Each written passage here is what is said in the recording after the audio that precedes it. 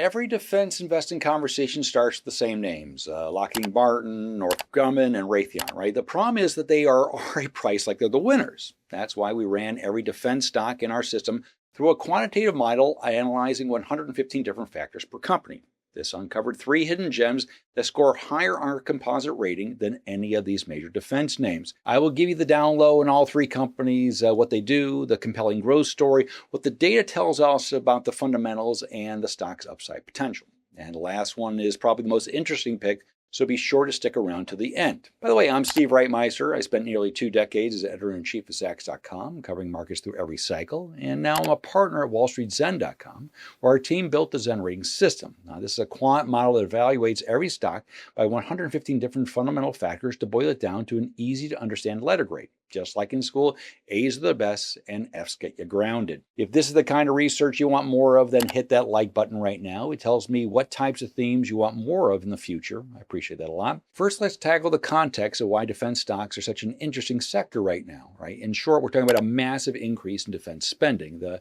U.S. alone is approaching $1 trillion a year, and the president is now calling for that to increase by over 50%. On top of that, NATO allies are finally moving up to their 2% of GDP commitments for defense spending. Beyond this increase in spending, the nature of what's being purchased has fundamentally shifted. Forget about tanks and artillery.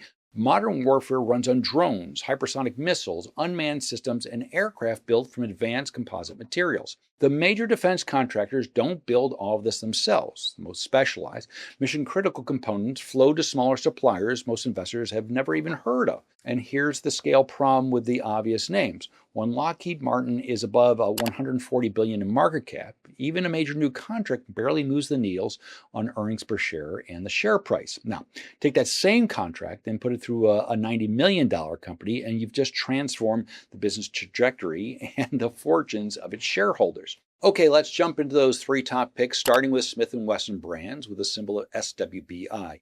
Now, it's currently trading in the $15 range. This is a pick that's going to raise some eyebrows because on the surface, it doesn't look like a traditional defense contractor. Most people know the name from civilian firearms, but Smith & Wesson also supplies handguns and rifles to law enforcement agencies and military customers in over 100 countries, right? That international channel is a big part of why this story is particularly interesting right now. In September 2025, firearm export controls were rescinded, effectively reopening overseas markets that had been largely closed to U.S. manufacturers. Smith & Wesson had been locked out of significant international businesses for a while.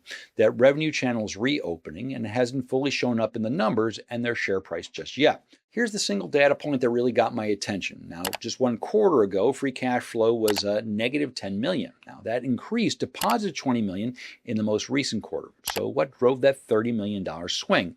Handgun sales surged 17% year over year, and that growth looks like it's here to stay given recent management guidance. What I love the most is where the extra cash went, and that was to pay down debt to strengthen their balance sheet. Roughly $55 million retired in just the last 6 months.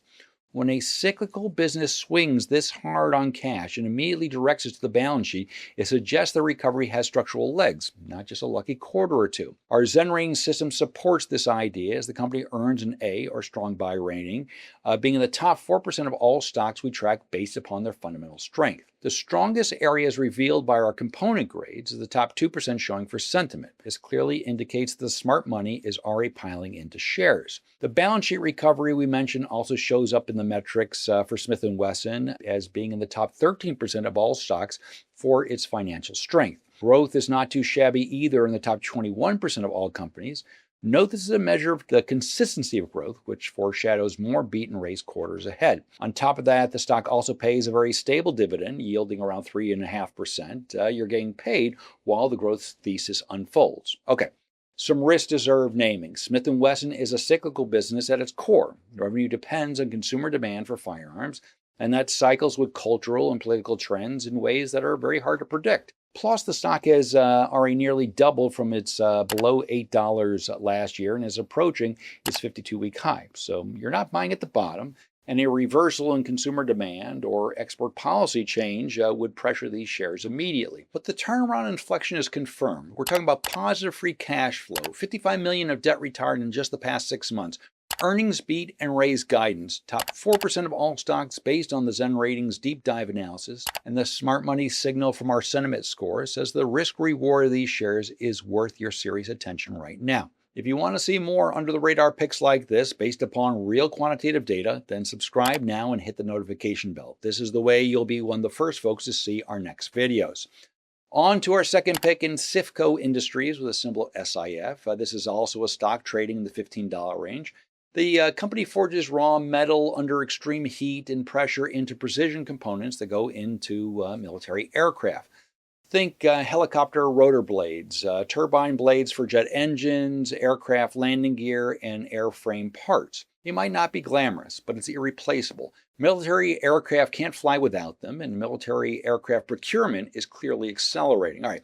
But here's what really put this stock on my radar. In a recent quarterly earnings report, they went from a 40-cent loss per share in the prior year to plus 29 cents. That is a clear sign of a turnaround that generally points to more upside ahead. The main driver of this improvement was the 57% year-over-year increase in military revenue. The stock rallied from $2.30, which is kind of its 52-week low, to where it trades today, a move of more than 400%. Now, maybe you zoned out when I said the stock was up 400% and thought clearly, hey, the party's over, I missed the move. Gladly not the case, because our forward-looking Zen Ratings analyst still rates SIF with an A rating, which is a strong buy recommendation.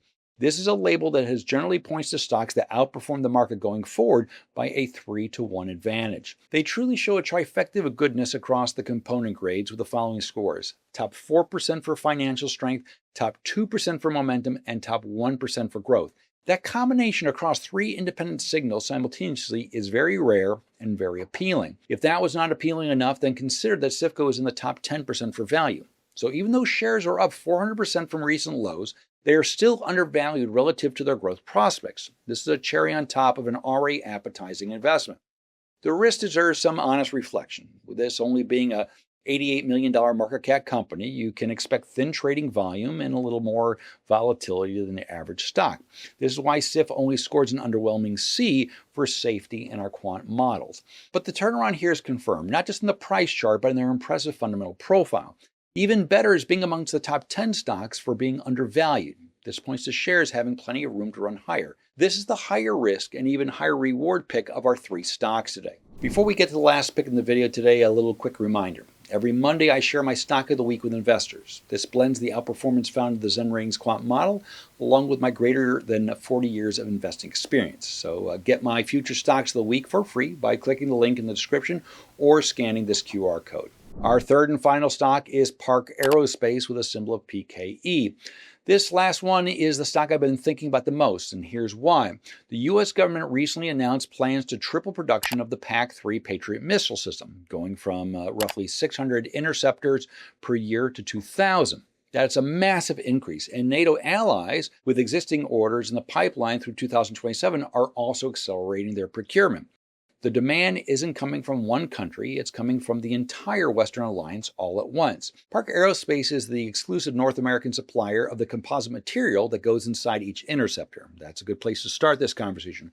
But also they make film adhesives, lightning strike protection, and specialty ablative materials used inside rocket motors and missile nozzles. They hold a long-term sole source agreement with Middle River Aerostructure Systems, giving Park exclusive status on composite materials for a range of GE Aerospace jet engine programs. On top of that, they are the exclusive North American distributor of C2B fabric, the proprietary ablative composite that goes inside PAC-3 Patriot interceptors. When the CEO was asked about the program in the earnings call, he said very directly, that represents very significant revenue with Park. We're the sole source qualified in that program. If you've been paying attention to the news lately, you're probably more likely aware of how important interceptor stockpiles have become for countering missile and drone attacks. The missile defense piece is where the demand picture gets remarkable. On multiple recent earnings calls, management has used the phrase once in a lifetime to describe the opportunity they're seeing in this market. Now, a conservative, century-old industrial company using that kind of language means something, and they are backing it up with a massive plant expansion. The Zen Ratings is fully capturing what is truly exceptional about Park Aerospace. So once again, we have an A-rated stock, which means a strong buy recommendation.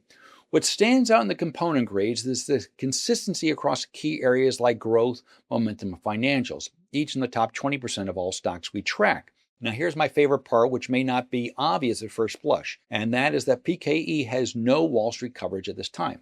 Yeah, generally, we like when Wall Street analysts are pounding the table in our stocks, but the benefit of no coverage is that sooner or later the investment experts will notice the growth and fundamental attractiveness of these shares. At some point, this will lead to new coverage as a strong buy.